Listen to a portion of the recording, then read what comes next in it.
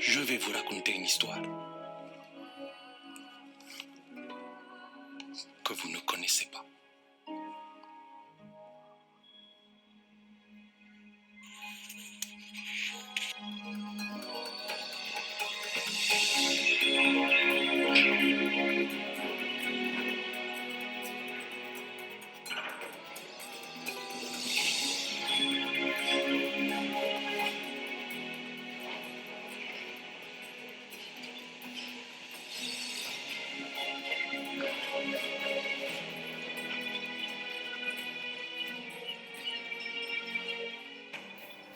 Depuis le 8e siècle, les Vikings, venus de Scandinavie, c'est-à-dire principalement de Norvège et du Danemark, attaquent les populations sédentaires des côtes du continent occidental européen.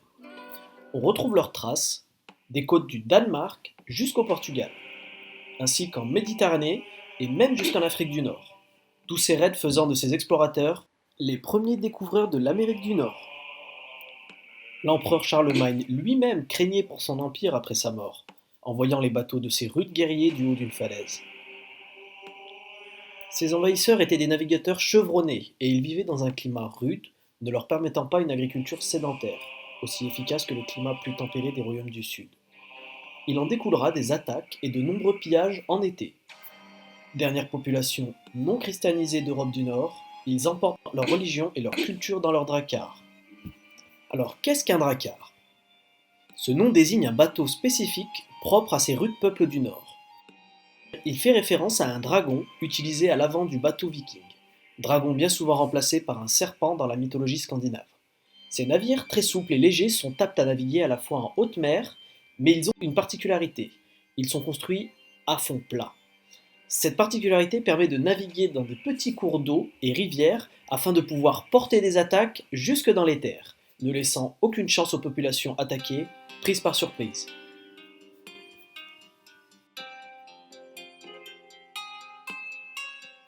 Ces attaques sont bien souvent sanguinaires car la culture viking autorise la possession d'esclaves comme un butin. Et outre le recours au sacrifice humain, la religion viking encourage le guerrier à être belliqueux car seul le guerrier mort au combat aura droit à la récompense suprême que de siéger auprès de Odin et de festoyer avec les dieux au Valhalla. On recense des attaques jusqu'à Paris.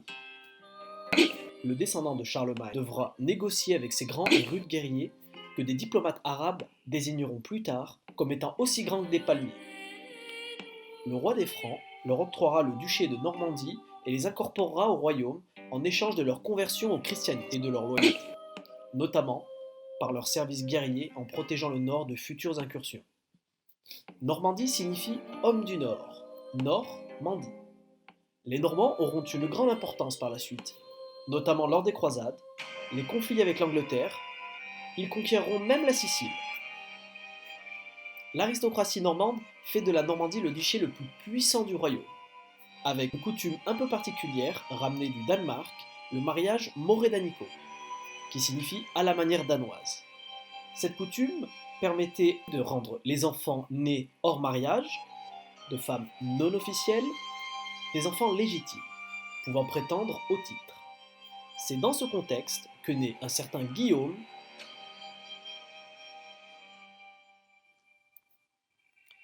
Guillaume naît à Falaise en 1027. Il est le fils de Robert le Magnifique, duc de Normandie, et de Arlette, une femme d'origine populaire. Robert, son père, fit jurer fidélité à tous ses barons envers Guillaume avant son départ en croisade. Guillaume n'a que 7 ans. Il meurt peu après lors de son retour de Terre Sainte, alors que Guillaume n'a que 8 ans. Celui-ci est bien trop jeune pour régner, ce qui va plonger la Normandie dans une période de trouble pour la succession.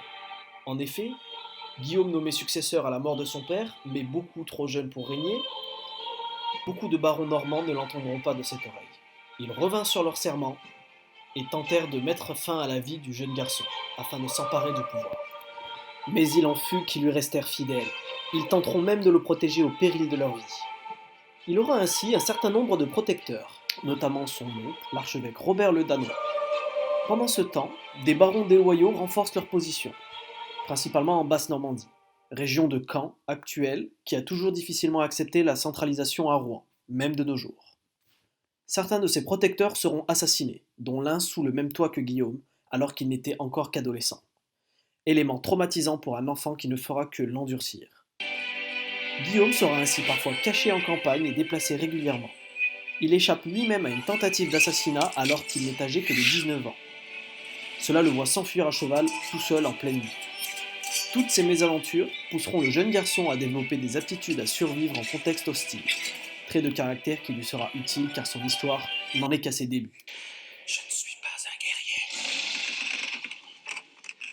Tu en seras un très bientôt.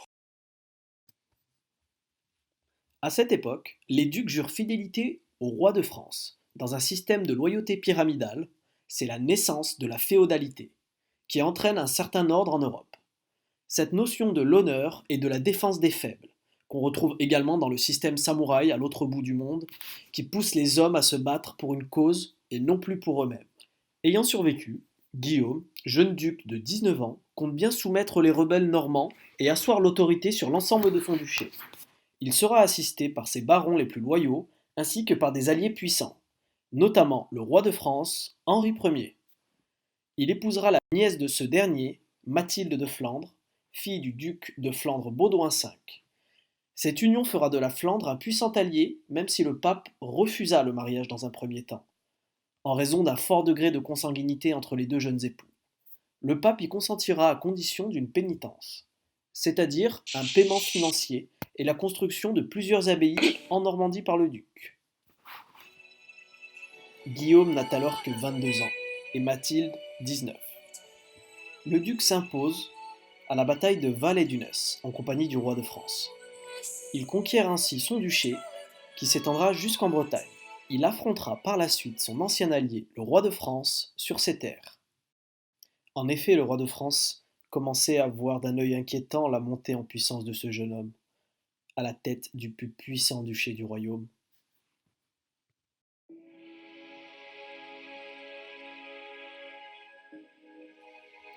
Après avoir vaincu le roi de France, Guillaume se tourna vers son plus grand rêve, l'Angleterre. En effet, le roi actuel, normand d'origine, avait promis à Guillaume son trône, celui-ci ne disposant d'aucun héritier mâle. Cependant, il n'était pas le seul à convoiter ce trône.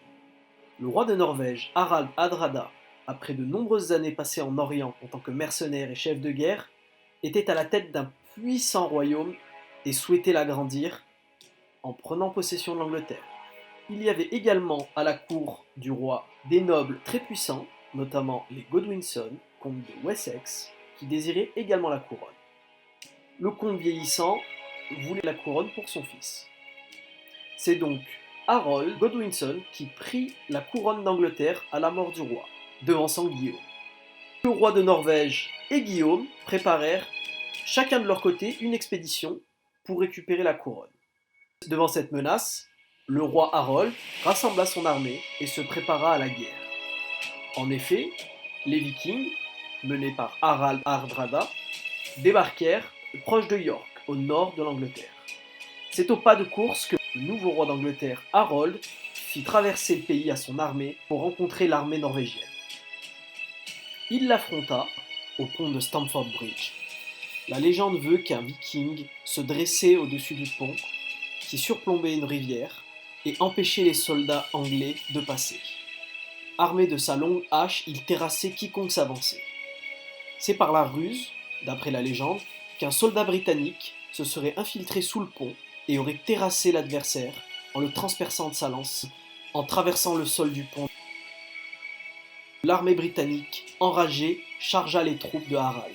Ceux-ci se défendirent avec rage, mais ne purent contenir l'avancée fougueuse des soldats britanniques, déterminés à défendre leur terre. C'est ainsi que la bataille fut gagnée. Cependant, des nouvelles inquiétantes venaient d'arriver. En effet, l'armée des Normands, menée par Guillaume, était en route et était sur le point de débarquer au sud de l'Angleterre. Cette armée affaiblie, mais tout de même victorieuse, redescendit l'Angleterre à pas de course pour affronter ce nouveau prétendant. Guillaume, lui, et son armée arrivèrent, malgré des tempêtes retardant leur départ. La légende dit que Guillaume aurait trébuché lors de son arrivée. Il saisit une poignée de sable et dit « Cette terre est nôtre. Tant qu'il y en a, elle est à nous. Il attendit l'armée des Saxons, menée par Harold, proche de Hastings. Ils restèrent proches de la côte, même si Guillaume ordonna aux bateaux de repartir afin d'éviter une retraite. Ses soldats devaient vaincre ou mourir. Guillaume avait réussi à étendre son influence sur toute la Normandie et également jusqu'en Bretagne. Son armée était ainsi composée de Flamands, Bretons, Normands. Il réussit à convaincre pour son expédition tous les second ou troisième fils, nobles, ne disposant d'aucun domaine à administrer. Il leur promit des terres dans ce nouveau royaume qu'ils allaient conquérir ensemble. Quelques jours plus tard, Harold et son armée étaient en vue. Ils surplombèrent les Normands en se postant sur une colline en rang serré. Les hommes, fatigués de leur longue marche, se dressèrent avec leurs longs boucliers. La bataille commence. Guillaume commença par envoyer sa cavalerie. Celle-ci, chargeant des soldats armés de piques et de longs boucliers, étant obligés de gravir une colline et donc de se fatiguer, furent facilement repoussés. Il envoya ensuite toute son infanterie afin de percer ce mur de boucliers. Mais les anglo-saxons résistèrent. C'est alors que Guillaume feint une retraite. Ses hommes se replièrent, les anglo-saxons tombèrent ainsi dans son piège et rompirent les rangs afin de poursuivre les fuyards. Ceux-ci, contre toute attente, firent volte-face et combattirent les Saxons au corps à corps. Ceux-ci, ayant rompu leur formation, étaient la proie facile des archers et des cavaliers. Guillaume ordonna, lors de la mêlée, en première ligne pour rallier ses troupes, de tirer une volée de flèches en l'air afin de forcer les Saxons à lever leurs boucliers. D'après la légende, une flèche toucha Harold à l'œil et le tua. Toujours combatifs, mais voyant leur chef mort, c'est ainsi que l'armée anglo-saxonne se désagrégea. Tous prirent la fuite, et, en fin de journée, Guillaume et son armée étaient vainqueurs. C'est ainsi qu'en une seule bataille, Guillaume, le bâtard, devint Guillaume le Conquérant. Il prit le contrôle de l'ensemble de l'Angleterre en une seule journée. Il se rendit ensuite à Londres, prit le pouvoir, força les nobles saxons à lui rendre allégeance, il remplaça tous les cadres du royaume par des Normands, fit un inventaire de tous les revenus des comtés et duchés à administrer, il notifia toutes ces nouvelles recettes dans un livre qui nous est parvenu aujourd'hui, le Domesday Book. Il fut le fondateur de la Tour de Londres et y vécut jusqu'à sa mort. Il ne le savait pas, mais il était l'instigateur de la fondation du royaume d'Angleterre.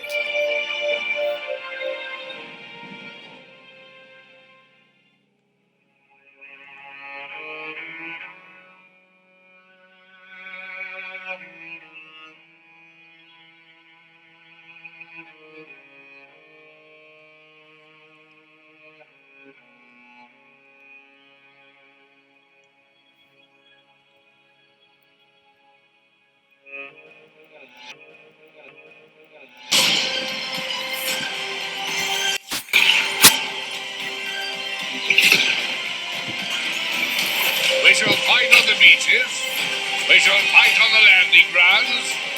We shall fight in the fields and in the streets. We shall fight in the hills.